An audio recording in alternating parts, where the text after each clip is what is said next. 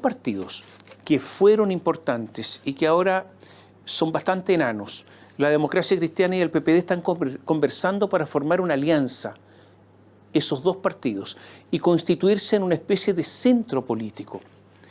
Gabriel Boric recién llamó a los partidos del oficialismo a enfrentar unidos las próximas elecciones. Y no se refería a las de fin de mes, sino que a las del próximo año. Porque se da cuenta de lo que ocurre, de lo que le ocurre. Pero aún así, Gabriel Boric, con mezquindad, ha resuelto poner freno a la reforma al sistema político. Cree que, estando en minoría, pueden obtener más ventaja con el desorden que con el orden. Y hay un dato adicional que yo creo que hay que mirar. En diciembre se renueva el Comité Central del Partido Comunista. Y todos sabemos que en el Partido Comunista hay un choque de generaciones. ¿Cómo van a ser los discursos de quienes postulen al Comité Central? ¿Serán de fidelidad al gobierno o irán por la identidad del Partido Comunista? Si yo fuera Gabriel, estaría atento a esa situación. Volvamos al gabinete y la decisión de Boric de dejarlo tal cual. La verdad es que no sabemos lo que va a ocurrir con la segunda vuelta de las elecciones de gobernadores. Es posible, no sabemos, pero es posible que finalmente haya 8 gobernadores para el oficialismo y 8 para la oposición. Es la previsión, al menos, que se maneja en el Palacio de la Moneda.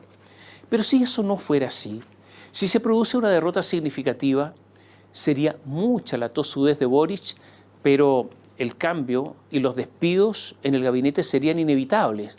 Entonces, eso de decir no hay cambio de gabinete posiblemente haya sido una decisión apresurada, porque habría que esperar los resultados de esta elección de noviembre.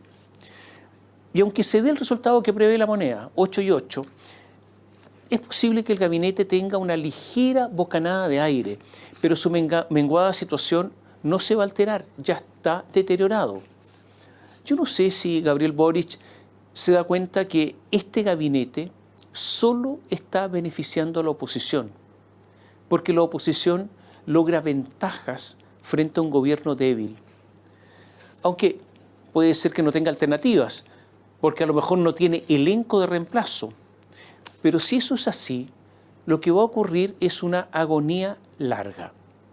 La jefa de gabinete, Carolina Toá, se ha convertido en una figura deteriorada comparada con la que accedió a Palacio. Vuelvo a lo que he dicho en otra oportunidad. Lo ocurrido en el caso de Manuel Monsalve es un indicador de cómo están las cosas. Como una campaña de repetición, como un mantra, una y otra vez Carolina Toá dijo que, ¿qué dijo? Que el jefe de la Policía de Investigaciones, Eduardo Serna, le había dado una información completa sobre lo ocurrido con Monsalve, con Manuel Monsalve, y que esa información se le había entregado en su despacho al presidente Gabriel Boric. Y esto lo ha repetido una y otra vez. ¿Pero qué pretende con esto? Decir que si a ella la critican, más bien deben dirigir esas críticas a su jefe, al presidente, pues es él quien tomó la decisión o las decisiones que tanto se han criticado.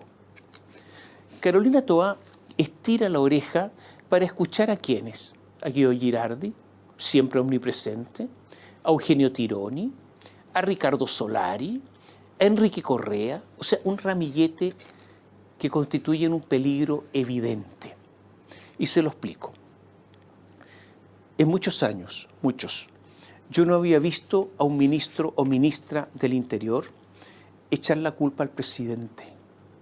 Yo no había visto a un ministro del Interior renunciar a ser fusible para que todo llegara al jefe de Estado. Es posible que sea un instinto de supervivencia de Toá, eso de aferrarse al puesto a como dé lugar ante la inminencia de un ostracismo. Es posible que la confusión, el desánimo sea tal que el razonamiento, el sentido común esté extraviado. O también es posible que solo sea un acto de traición frente a quien la nominó. Y él, en medio de su amurre, no se dé cuenta de lo que le está ocurriendo.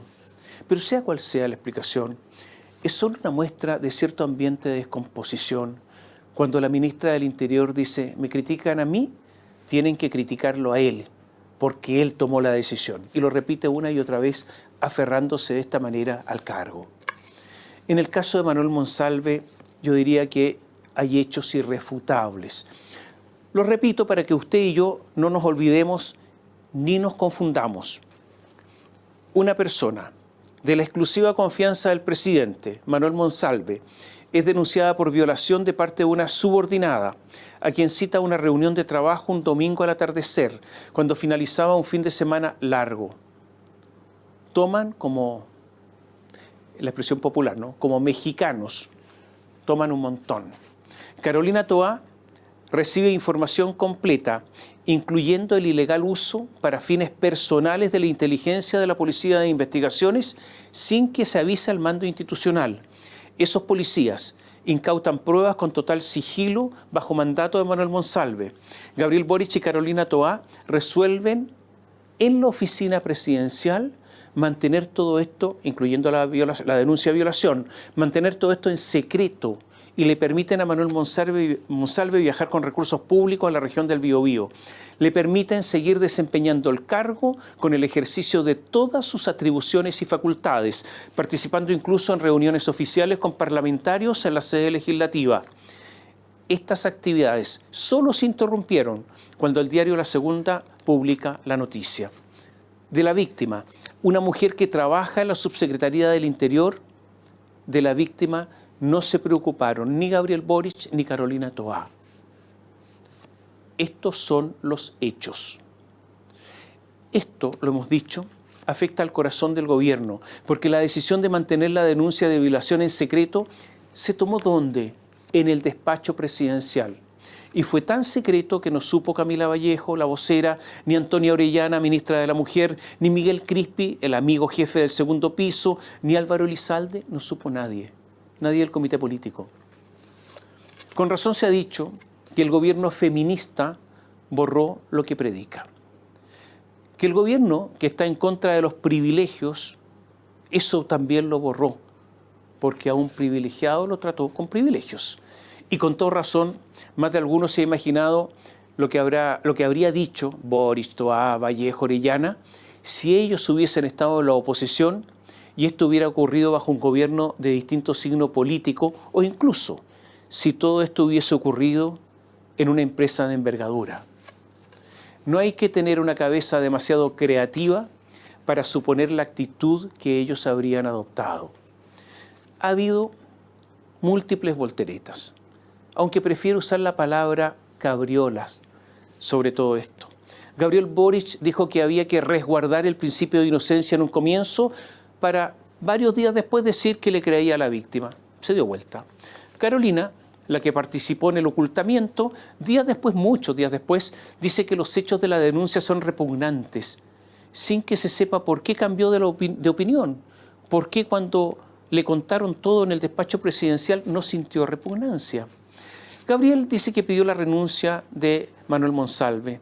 Carolina y Manuel Monsalve dicen que él, el subsecretario, fue el que renunció.